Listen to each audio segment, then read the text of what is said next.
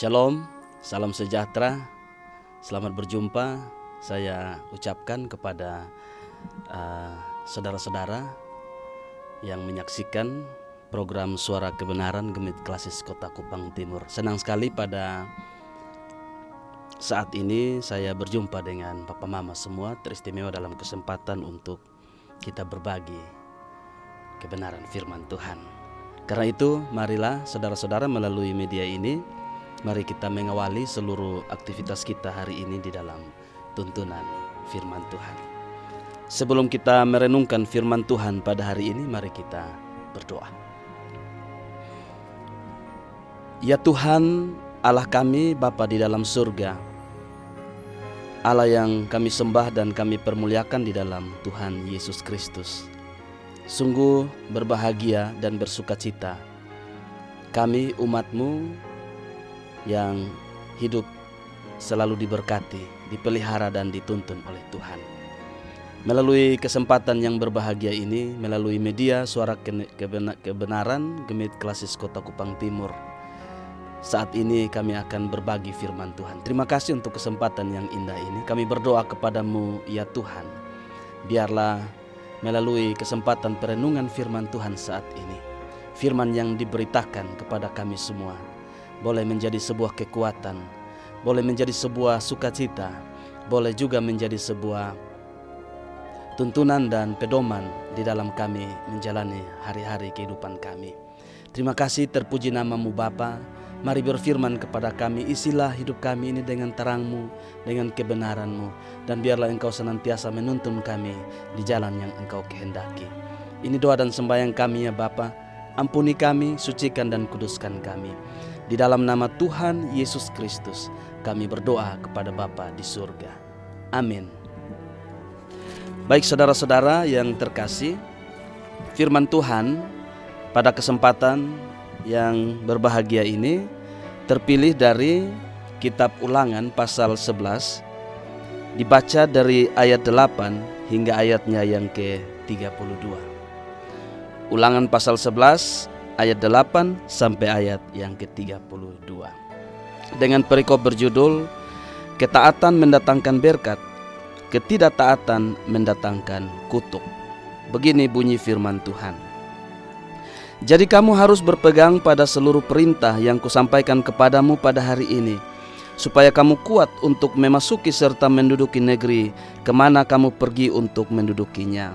Dan supaya lanjut umurmu di tanah yang dijanjikan Tuhan dengan sumpah kepada nenek moyangmu, untuk memberikannya kepada mereka dan kepada keturunan mereka, suatu negeri yang berlimpah-limpah susu dan madunya. Sebab negeri kemana engkau masuk untuk mendudukinya bukanlah negeri seperti tanah Mesir dari mana kamu keluar, yang setelah ditabur dengan benih harus kau airi dengan jerih payah, seakan-akan kebun sayur. Tetapi negeri kemana kamu pergi untuk mendudukinya ialah negeri yang bergunung-gunung dan berlembah-lembah, yang mendapat air sebanyak hujan yang turun dari langit. Suatu negeri yang dipelihara oleh Tuhan Allahmu.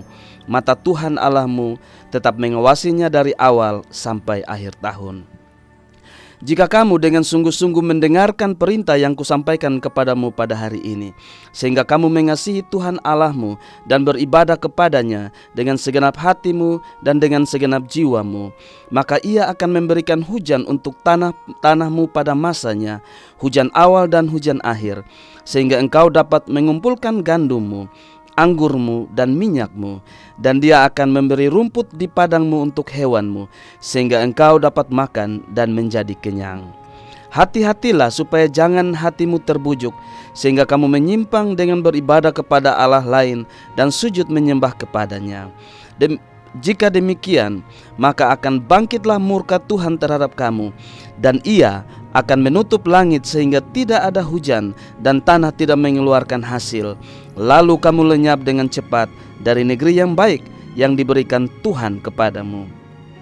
Tetapi kamu harus menaruh perkataanku ini dalam hatimu dan dalam jiwamu. Kamu harus mengikatkannya sebagai tanda pada tanganmu, dan haruslah itu menjadi lambang di dahimu. Kamu harus mengajarkannya kepada anak-anakmu dengan membicarakannya apabila engkau duduk di rumahmu, dan apabila engkau sedang dalam perjalanan, apabila engkau berbaring, dan apabila engkau bangun. Engkau harus menuliskannya pada tiang pintu rumahmu dan pada pintu gerbangmu, supaya panjang umurmu dan umur anak-anakmu di tanah yang dijanjikan Tuhan dengan sumpah kepada nenek moyangmu, untuk memberikannya kepada mereka, selama ada langit di atas bumi. Sebab jika kamu sungguh-sungguh berpegang pada perintah yang kusampaikan kepadamu untuk dilakukan, dengan mengasihi Tuhan Allahmu, dengan hidup menurut segala jalan yang ditunjukkannya, dan dengan berpaut padanya, maka Tuhan akan menghalau segala bangsa ini dari hadapanmu, sehingga kamu menduduki daerah bangsa-bangsa yang lebih besar dan lebih kuat daripadamu. Setiap tempat yang diinjak oleh telapak kakimu, kamulah yang akan memilikinya, mulai dari padang gurun sampai gunung Libanon, dan dari sungai itu, yakni sungai Efrat, sampai laut sebelah barat, akan menjadi daerahmu. Tidak ada yang akan dapat bertahan menghadapi kamu. Tuhan Allahmu akan membuat seluruh negeri yang kau injak itu menjadi gemetar dan takut kepadamu, seperti yang dijanjikan Tuhan kepadamu. Lihatlah, aku memperhadapkan kepadamu pada hari ini berkat dan kutuk. Berkat apabila kamu mendengarkan perintah Tuhan Allahmu yang kusampaikan kepadamu pada hari ini, dan kutuk jika kamu tidak mendengarkan perintah Tuhan Allahmu dan menyimpang dari jalan yang kuperintahkan kepadamu pada hari ini, dengan mengikuti Allah lain yang tidak kamu kenal. Jadi, apabila Tuhan Allahmu telah membawa engkau ke negeri yang engkau masuki untuk mendudukinya, maka haruslah engkau mengucapkan berkat di atas gunung Gerisim dan kutuk di atas gunung Ebal. Bukankah keduanya terletak di sebelah barat sungai Yordan, di belakang jalan raya sebelah matahari terbenam, di negeri orang Kanaan yang diam di Araba Yordan, di tentangan Gilgal dekat pohon-pohon tarbantin di More? Sebab kamu ini sebentar lagi hendak menyeberangi sungai Yordan untuk memasuki dan menduduki negeri yang diberikan kepadamu oleh Tuhan Allahmu. Dan bila kamu akan menduduki dan mendiaminya, maka haruslah kamu melakukan dengan setia segala ketetapan dan peraturan yang kupaparkan kepadamu pada hari ini. Demikian jauh pembacaan firman Tuhan bagi kita, saudara-saudara. Berbahagialah setiap orang yang mendengar firman Allah serta memelihara di dalam hidupnya. Saudara-saudara yang saya kasihi di dalam Tuhan Yesus Kristus, firman Tuhan pada kesempatan saat ini dari kitab Ulangan pasal 11 ayat 8 hingga ayat 32 yang baru saja kita baca, cukup panjang pembacaannya. Sedangkan tema perenungan bagi kita adalah estafet kehidupan. Bapak Mama, saudara-saudara yang terkasih di dalam Tuhan Yesus, apa makna estafet kehidupan? Apa makna kalimat ini, estafet kehidupan? Saat merenungkan akan tema firman Tuhan ini, saya membayangkan para pelari estafet, ya. Pelari estafet itu biasanya minimal 400 meter, lomba lari 400 meter, dan kalau 400 meter biasanya ada 4 pelari. Ya, saudara-saudara, 4 orang pelari berlari sambil pegang tongkat. Sambil berlari, orang pertama berlari menuju orang kedua menerima tongkat itu, begitu seterusnya berlari ke orang ketiga, menyerahkan tongkat ke orang ketiga, dan seterusnya sampai ke orang yang keempat, dan orang keempat akan berlari dengan tujuan memenangkan pertandingan, memasuki garis finish dengan lancar, sukses dan berhasil. Saudara-saudara, mereka harus berjuang, ya, masuk ke finish dengan tongkat itu tetap ada di tangan mereka. Apa kaitannya dengan perenungan firman Tuhan? Barangkali maksudnya begini, saudara-saudara. Hidup yang Tuhan beri kepada kita ini kita jaga, kita perjuangkan. Kita pelihara dari generasi ke generasi, sampai semua masuk ke dalam anugerah keselamatan, kehidupan kekal yang Tuhan Yesus sediakan. Ya, barangkali secara sederhana bisa saya nyatakan demikian. Jadi hidup yang Tuhan karuniakan ini sambil dijaga, sambil diperjuangkan, juga dipersiapkan dalam arti diajarkan, dididik kepada generasi berikut agar mereka juga mengembangkan hal yang sama dalam perjuangan dan dalam tanggung jawab. Begitu seterusnya secara estafet. Apa yang dimaksud ini adalah hidup dalam iman, hidup di dalam kepercayaan, hidup di dalam ketaatan, hidup di dalam kesetiaan kepada firman Tuhan, kepada kebenaran Tuhan, kepada apa yang Tuhan kehendaki. Kita membaca, saudara-saudara, dari kitab Ulangan 11 ayat 8 sampai ayat 32. Firman Tuhan ini mengandung perintah sekaligus mengandung ajaran dari Tuhan kepada orang-orang Israel. Generasi pada waktu itu, ya, orang-orang pada waktu itu diajarkan dan dinasihati oleh Tuhan. Tetapi juga didikan dan ajaran itu Tuhan mau bukan hanya untuk generasi yang hidup pada waktu itu, tetapi juga kepada generasi selanjutnya. Dalam firman Tuhan tadi ada kalimat inti, saudara-saudara, menurut saya yang dia bersifat pengulangan. Maksudnya begini. Kalau kita lihat pasal 11 ayat 18 sampai ayat 20 yang tadi bilang begini, tetapi kamu harus menaruh perkataanku ini di dalam hatimu dan di dalam jiwamu. Kamu harus mengikatkannya sebagai tanda pada tanganmu dan haruslah itu menjadi lambang di dahimu. Kamu harus mengajarkannya kepada anak-anakmu dengan membicarakannya apabila engkau duduk di rumahmu dan apabila engkau sedang dalam perjalanan, apabila engkau berbaring dan apabila engkau bangun. Engkau harus menuliskannya pada pintu rumahmu dan pada pintu gerbangmu. Ayat 18 sampai 20. Ini adalah kalimat-kalimat yang diulang dalam kitab Ulangan ini, mengulang pada kitab Ulangan pasal 6 ayat 6 sampai 9. Bunyinya sama, ya, isinya sama. Pesan dan nasihatnya sama. Kenapa diulang Bapak Mama dan saudara-saudara? Sesuatu yang diulang itu biasanya adalah sesuatu yang sangat penting, ya, sangat penting. Saya beri contoh begini. Pagi-pagi mama di rumah siap mau ke kantor, tapi sambil dia siap pergi kerja, mama masak air. Selesai siap, airnya belum masak. Sementara masak di kompor. Anak-anak sementara berlibur, karena itu mama sebelum berangkat kerja, mama memberi pesan kepada anak bilang begini, nanti lihat itu kompor, itu air panas, kalau sudah mendidih tolong kasih mati di kompor. Ya. Waktu sementara siap mama pesan begitu. Nanti sebentar ketika mama sudah mau berangkat kerja, mama panggil lagi anak yang diberi pesan. Ingat ya, sebentar air sudah mendidih, kasih mati itu kompor. 2 kali diberi pesan. Nanti sudah sampai di kantor lagi, mama telepon ulang lagi, cek lagi. Anak-anak suka mati kompor kok belum. Pengulangan-pengulangan seperti ini karena memang ini pesannya ini mengandung hal yang sangat-sangat penting untuk dilakukan. Kalau tidak dilakukan, mengandung risiko atau mengandung hal-hal yang tidak diinginkan. Apa yang penting dari firman Tuhan ini, saudara-saudara? Bapak Mama, kekasih Tuhan sekalian, bangsa Israel pada waktu itu, mereka ada pada waktu, ada pada masa di mana sesaat lagi mereka akan masuk ke tanah Kanaan. Tuhan bilang dalam firman Tuhan tadi, sedikit lagi hanya tinggal menyeberang sungai Yordan, mereka sudah akan memasuki tanah Kanaan. Sebelumnya, saudara-saudara, Alkitab memberitahu bahwa setelah mereka keluar dari Mesir, orang-orang Israel harus berjalan berputar, memutari padang gurun kurang lebih 40 tahun. Padahal kalau diteliti secara baik, ternyata jarak dari Mesir ke Kanaan itu jaraknya sangat dekat sekali. Mungkin tidak sampai berbulan-bulan ditempuh dengan berjalan kaki.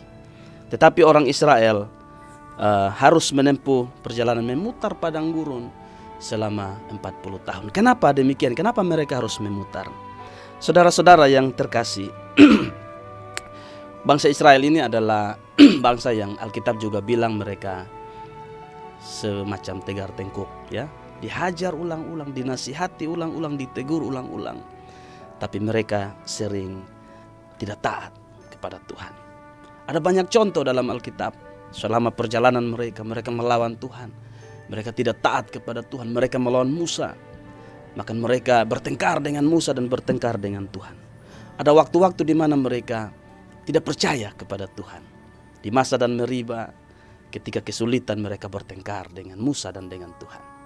ketika 12 pengintai pulang dari mengintai di tanah Kanaan. Karena takut terhadap orang Kanaan yang raksasa, yang besar-besar, bangsa Enak itu, mereka kemudian tidak percaya, sehingga mereka memberontak kepada Tuhan. Hal itulah yang kemudian membuat Tuhan menyuruh mereka harus memutar padang gurun selama 40 tahun. Alkitab bilang supaya generasi yang suka memberontak itu, generasi yang suka melawan itu, generasi yang tidak taat itu, selama 40 tahun di padang gurun, termasuk Musa ya, mereka mati di padang gurun dan mereka tidak bisa masuk ke tanah Kanaan. Yang diperbolehkan dari generasi itu hanya 2 orang, yaitu Yosua dan Kaleb.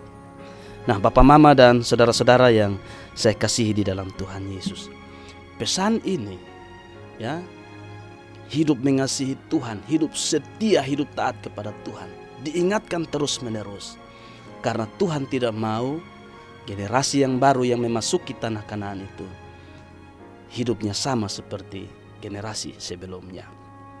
Tuhan tidak mau mereka tidak taat, Tuhan tidak mau mereka tidak percaya, ya. Selain itu, saudara-saudara, menurut saya kenapa Tuhan Musa mengulang nasihat-nasihat ini adalah bahwa karena nanti ketika memasuki tanah Kanaan, Tuhan tidak mau nanti setelah mereka masuk ke tanah Kanaan, orang Israel kemudian lupa diri, lupa Tuhan yang telah menolong mereka keluar dari Mesir.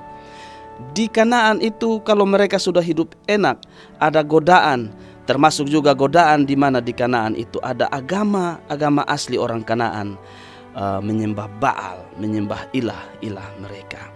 Jadi di sini Tuhan mengingatkan berulang-ulang pesan ini kepada mereka supaya mereka selalu ingat dan jangan mereka melupakan Tuhan.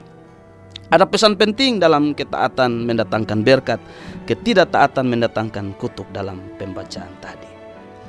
Saudara-saudara, saya jelaskan sedikit. Alkitab bilang, pembacaan kita bilang bahwa sumber berkat itu adalah Tuhan. Tuhan sedikit membandingkan, orang Israel silakan membandingkan. Waktu masih di Mesir, itu memang air tidak susah karena ada sungai Nil. Orang Mesir cukup untuk menggali irigasi dan got-got untuk menyalurkan air ke pertanian dan kebutuhan mereka. Tetapi akibatnya apa? Karena air yang begitu mudah, maka di Mesir orang tidak mengandalkan Tuhan. Mereka mengandalkan alam dan mengandalkan air yang ada. Tapi beda dengan kalau sudah masuk ke tanah Kanaan. Tadi dalam pembacaan disebutkan, Tuhan bilang begini, Kanaan itu terdiri dari gunung dan lembah. Dan di sana itu air itu jatuh dari langit, ya. Jadi orang mau menanam, dia menunggu, dia berharap air hujan yang turun dari langit. Dan dalam firman Tuhan tadi dikatakan bahwa air yang akan diperoleh itu sebanyak air yang turun dari langit. Dan firman Tuhan bilang bahwa Tuhanlah yang memberikan curah hujan itu. Maksudnya apa? Orang berharap dari atas. Itu maksudnya ada pesan bahwa Tuhan mau orang Israel ketika masuk dan menduduki negeri Kanaan, hidup mereka harus bergantung dari atas, yaitu dari Tuhan. Berharap dan meminta, percaya dan memohon hanya kepada Tuhan. Tuhan tidak mau, karena di Kanaan itu ada Baal-Baal atau dewa Hadad yang dipercaya sebagai pemberi hujan. Tapi Tuhan bilang bahwa sumber berkat, sumber hujan itu dari Tuhan. Tuhan yang memberikan hujan awal, Tuhan yang memberikan hujan akhir. Hujan awal untuk menanam, hujan akhir untuk menyempurnakan pertumbuhan, mempersiapkan panen yang ada. Nah, Bapak, Mama, dan saudara-saudara yang terkasih, jadi ini pesan penting yang datang kepada kita. Tuhan menyampaikan kepada orang Israel, Kanaan adalah negeri yang subur dan makmur. Tetapi di Kanaan itu Tuhan mau orang Israel hidup bergantung dan berharap kepada Tuhan. Penjelasannya ada dalam ayat 10-15. Nah, saudara-saudara, sekarang apa kaitannya jika kita kaitkan dengan hidup kita? Tadi pesan itu kita baca itu disampaikan Tuhan kepada orang Israel melalui Musa, kepada orang Israel sesaat sebelum mereka masuk ke tanah Kanaan. Pesan, hal yang bisa kita petik dari firman Tuhan ini, hal yang pertama, Bapak, Mama, dan saudara-saudara, saya mau bilang begini, dari firman Tuhan ini kita belajar estafet kehidupan itu Estafet kehidupan itu mengandung ajaran hidup, ajaran iman, di mana dalam estafet kehidupan itu Tuhan mau kita taat dan setia kepada Tuhan. Secara sederhana, ketaatan dan kesetiaan kepada Tuhan itu dapat diwujudkan dengan cara apa? Kita rajin baca dan merenungkan firman Tuhan.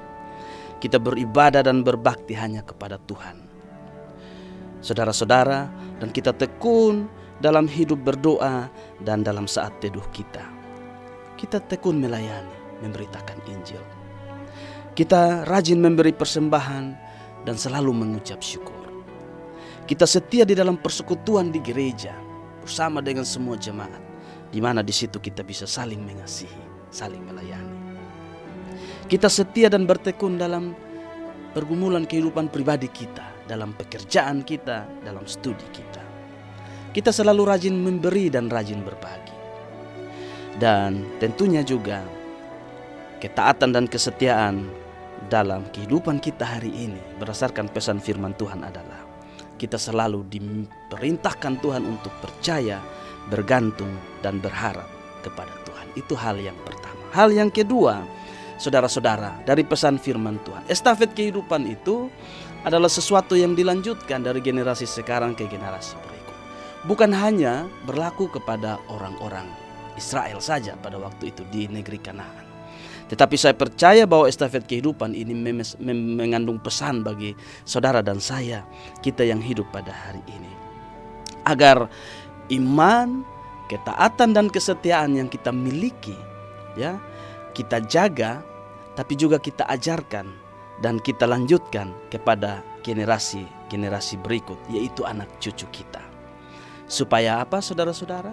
Sebagaimana hari ini kita hidup beriman, setia, taat kepada Tuhan, maka generasi-generasi selanjutnya demikian juga hidup mereka, karena melanjutkan estafet kehidupan. Saya punya gambar, nanti Kak Robi bisa tampilkan gambar yang bisa ditunjukkan saudara-saudara.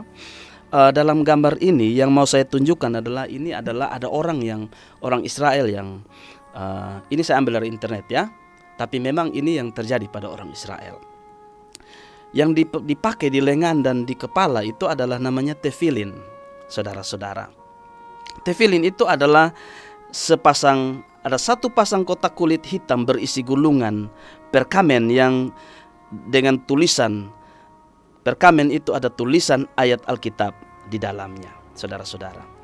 Tefilin yang dilingkar di tangan itu namanya sel yet, dipakai oleh orang Yahudi untuk dililitkan di sekeliling lengan, tangan, dan jari. Sedangkan tefilin yang di kepala itu namanya sel ros, diletakkan di atas dahi. Taurat menyebutkan tefilin itu harus digunakan untuk pelayanan sebagai tanda, sebagai pengingat, sebagai lambang bahwa Tuhan membawa orang-orang Israel keluar dari Mesir, memasuki negeri Kanaan. Dan saudara-saudara hebat ya, hal seperti ini masih bertahan di kalangan orang Yahudi, diwariskan anak cucu orang Yahudi, pasti berdasarkan perintah dalam pembacaan kita ya. Satu hal yang saya ingatkan, pembacaan ini Ulangan 11 ayat 8 sampai 32 ini ditulis sekitar tahun 1500-an sebelum Masehi ya. 1500-an sebelum Masehi. Sedangkan gambar yang ditampilkan ini saudara-saudara, ini gambar di masa sekarang tahun 2000-an. Orang Yahudi masih menggunakan sampai hari ini. Luar biasa. Artinya dalam rentan waktu yang begitu lama, jarak waktu kurang lebih 35 abad saudara-saudara, hal itu masih mereka lakukan sampai sekarang. Israel itu mengalami banyak hal dalam sejarah kehidupan mereka. Ya, saudara-saudara, kejatuhan, penghancuran, pembantaian. Tapi kenapa mereka masih terus melakukan hal ini? Hal ini kalau pakaian seperti ini pasti kalau menurut orang modern itu sesuatu yang ketinggalan zaman ya. Tidak modis juga ya. Ngapain itu dililit-lilit seperti itu? Ya, itu ketinggalan zaman. Tapi kenapa mereka masih memakainya? Menurut saya hal ini masih mereka pakai sampai sekarang karena mereka terus diajarkan terus-menerus oleh orang tua mereka. Diajarkan. mereka memang lahir zaman sekarang. Mungkin mereka lahir dalam ketidaktahuan, tapi karena mereka diajarkan, maka dari tidak tahu kemudian mereka menjadi tahu. Orang tua orang Yahudi selalu mendidik, mengajarkan mereka, sehingga mereka tahu kebenaran, mana yang salah, mana yang benar. Sehingga mereka juga kemudian paham dan mengerti mereka harus melakukan hal-hal yang benar dan tidak melakukan hal-hal yang tidak benar. Inilah yang disebutkan sebagai estafet kehidupan.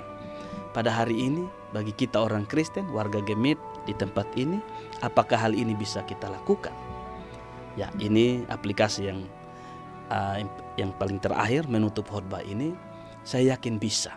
Walaupun barangkali didikan dan ajaran kita tidak dalam wujud praktek seperti harus menggunakan tefilin seperti orang-orang Yahudi.